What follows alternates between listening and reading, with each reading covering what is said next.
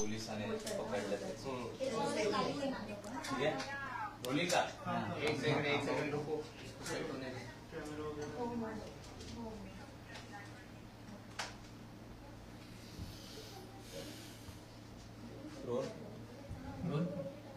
देशपांडे साहेब काल सीजेपी कडनं किंवा जे विद्यार्थी आंदोलनाला जमलेले होते आणि याच वेळी एक व्हिडिओ व्हायरल होतोय त्यामध्ये सिव्हिल वाले येऊन एका विद्यार्थ्याला पकडताना पाहायला मिळत आहेत आणि त्यामध्ये एका मुलीचा देखील गैरवर्तन त्या ठिकाणी होत आहे.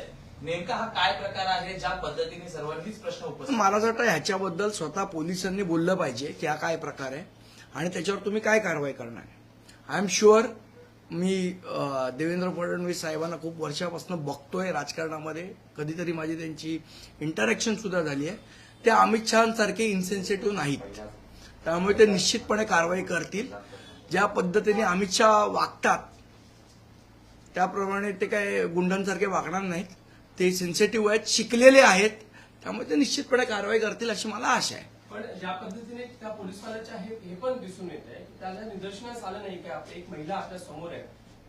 मला असं वाटतं काय झालं याची चौकशी करायला पाहिजे. ते पण वागतात हे कुठेतरी दिसतं. नाही, पोलीस तर इन्सेन्सिटिव्ह का वागतात मला कळत नाही. मुंबई पोलीस तर असे नाहीये. आता काल सुद्धा आम्ही शांततामय पद्धतीने सह्यांची मोहीम घेत होतो. तिथे येऊन ह्याला पकड त्याला पकड.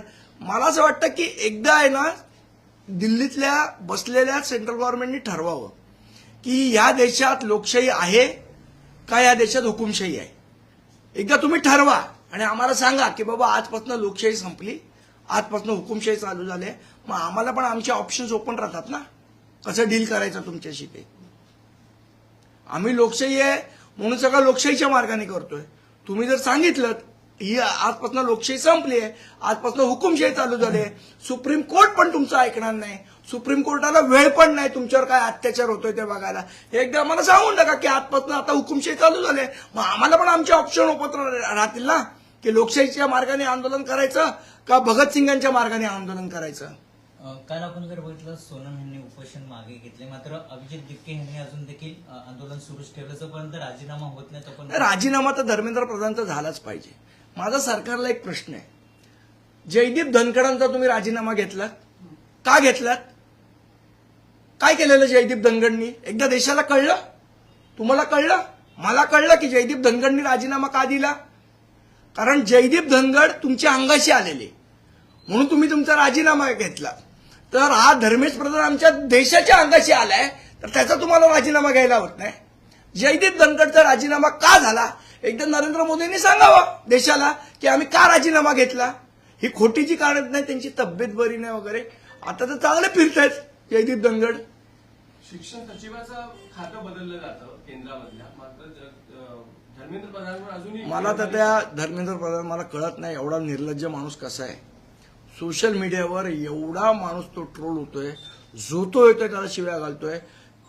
म्हणजे मराठीत एक म्हण वाचलेली, लाच कोळून प्यायलोय. त्या म्हणीचा अर्थ मला आत्ता दिसतोय. इतके दिवस फक्त ती म्हण वाचत होतो आपण, त्या म्हणीचा अर्थ काय लाच कोळून प्यायलोय याचा अर्थ आपल्याला आत्ता दिसतोय. काल रात्री पंतप्रधान नरेंद्र मोदी यांनी फेसबुकच्या द्वारे एक व्हिडिओ व्हायरल केला आणि आज अधिवेशनमध्ये हे सगळे मुद्दे मांडले. मला वाटतं जे नरेंद्र मोदी साहेब घरी बसून आहेत त्यांनी एकदा बाहेर पडावं रस्त्यावर. संसदेत पण आले नाही अजून. संसदेत तर ते येतच नाही. माझं म्हणणं आहे पहिले आहे ना राजा वेश बदलून यायचा आणि पण एकदा दाढीबिडी काढून एकदा रस्त्यावर उतरून बघावं लोक काय ऐकतात बोलतात त्यांच्याबद्दल. ते नाही घरात ना निदान मोबाईलवर तरी बघा तुमच्याबद्दल लोक काय म्हणतात ते. मुंबईत सुरू असलेल्या आंदोलनावर 1500हून अधिक विद्यार्थ्यां आणि विद्यार्थिनींवर गुन्हे दाखल झाले. नाही, मला असं वाटतं ह्याच्यावरचे गुन्हे कसले गुन्हे आणि कशाबद्दल गुन्हे, कसली जमाव. आता काल शिवाजी पार्कला सांगतात जमावबंदी, पब्लिक प्लेसमध्ये जमावबंदी होते. पब्लिक प्लेस आहे कशाला, पब्लिकला फिरायला आहे ना. तिथे बसलेल्या मुलांना तुम्ही उचलून नेताय का? त्यांनी बसायचं नाही पब्लिक प्लेसमध्ये. उद्या थिएटरमध्ये जाल आणि तिथनं उचलून आणा मुलांना जमावबंदी म्हणून. पोलीस अशा मुलांवर पाळत ठेवतात, घरी जात आहेत, त्यांना उचलण्याचा प्रयत्न करतात, त्यांना ही सांगतात की तुम्ही आंदोलनात सामील झाला तर कारवाई. अहो मी तुम्हाला सांगतो, ही जेनझीची मुलं आहेत जे आंदोलनकारी, खूप हुशार आहेत आणि हे सगळे iPhone 17 प्रो मॅक्स आहेत आणि हे पोलीस सगळे नोकी आहेत. यांना कळणार पण नाही की ते मुलं काय करतायत ती. काल मला म्हणजे एक उदाहरण म्हणतो, एक मुलगा सांगत होता, असंच काहीतरी त्याला डिजिटल नोटीस पाठवून त्याचं लाईव्ह लोकेशन पाठवायला त्यांनी चॅट जीपीटीवर टाकलं की असं पोलीस मागू शकतात का. चॅट जीपीटीने अख्खं त्याला BNSची धारा भिरा सगळं सांगितलं की हे करण्याची गरज नाही. त्यांनी मला ते पाठवलं. मला सांगा, पोलिसांना पण अजून BNS कायदा पाठ नाहीये, अजून ते IPC मध्ये गुंतलेत. त्यांना BNS म्हटल्यावर ते सगळं रेफर करावं लागतं. हे चॅट जीपीटीवर येऊन पोलिसांना उत्तरं देऊन मोकळं होतात. त्यांनी त्या पोलिसाला रिप्लाय पाठवला की BNS section so and so so and so so and so प्रमाणे तुम्ही मला लाईव्ह लोकेशन मागू शकत नाही. म्हणून मी म्हटलं हे सगळे आयफोन प्रो मॅक्स जनरेशनची लोक आहेत. पोलीस अजून नोकियामध्ये अडकलेले आहेत. यांच्या नादाला लागू नये पोलिसांनी. अंडर एस्टिमेट केले जाते तरुणांना. निश्चितपणे मला वाटतं त्यातल्या त्यात तरी मुंबई पोलीस सेन्सिटिव्ह आहेत. ज्या पद्धतीने दिल्ली पोलीस वागतात त्याच्यापेक्षा मुंबई पोलीस सेन्सिटिव्ह आहे. आणि शेवट महाराष्ट्र हा पुरोगामी आहे आणि कसेही असले तरी सुसंस्कृत नेते आहेत. आज थोडी डोळ्यावर काळी पट्टी बांधली आहे त्यांनी, पण मनातनं त्यांना माहिती आहे की आपण करतोय हे चुकीचं करतोय. त्यामुळे मुंबई पोलीस सुसंस्कृतपणे वागतायत अजून तरी. एखाद दुसरा इन्सिडेंट असेल पण ओव्हरऑल पोलीस सुसंस्कृतपणे वागतायत. दिल्ली पोलिसांनी एक व्हिडिओ जारी केलेला आहे आणि त्यात ते असं म्हणतायत की 480 अकाउंट जे आहेत ते या सगळ्या आंदोलनामध्ये पाकिस्तानी हँडलर्स हँडल करतात आणि त्याच्यावर आम्ही बॅन आणलेला आहे असं त्यांचं ऑपरेशन म्हणणं आहे. सिंदूरला जे वापरलं गेलं होतं तेच तेच आता त्याचा वापर केला ठीक आहे ना. आता मला सांगा, त्या पाकिस्तान ऑक्युपाईड काश्मीरमध्ये पण आंदोलनं होत आहेत, बरोबर. इंडियातले लोक पण तिथे हे करतात ना ट्विट. आता आपल्या देशात काही घडतंय, दुसऱ्या देशाने काय ट्विट केलं काय तर त्याचा ह्या मुलांचा काय दोष त्याच्यात, या स्टुडंटचा काय दोष. ते पाकिस्तानी आहेत का तुम्ही कसे पोस्टला 40 पैसे देते तसे त्यांना कोण देत आहे. नुकताच असा एक मुद्दा समोर आलेला आहे. काही इन्फ्लुएन्सर्स आहेत त्यांना रात्री अपरात्री ईमेल्स येत आहेत आणि हो, बघितलं मी, बघितलं. सध्याच्या गव्हर्नमेंट बाबत तुम्ही चांगलं गोष्टी बोलण्यासंदर्भात त्यांना 2 रीलचे 40,000 दिले जात आहेत. याकडे आपण कसं पाहता, कुठेतरी डॅमेज कंट्रोल करण्याचा प्रयत्न आता नाही, मला तर वाटतं आता हे प्रकरण सरकारच्या हाताबाहेर गेले. हे असले धंदे करून काय होणार नाही.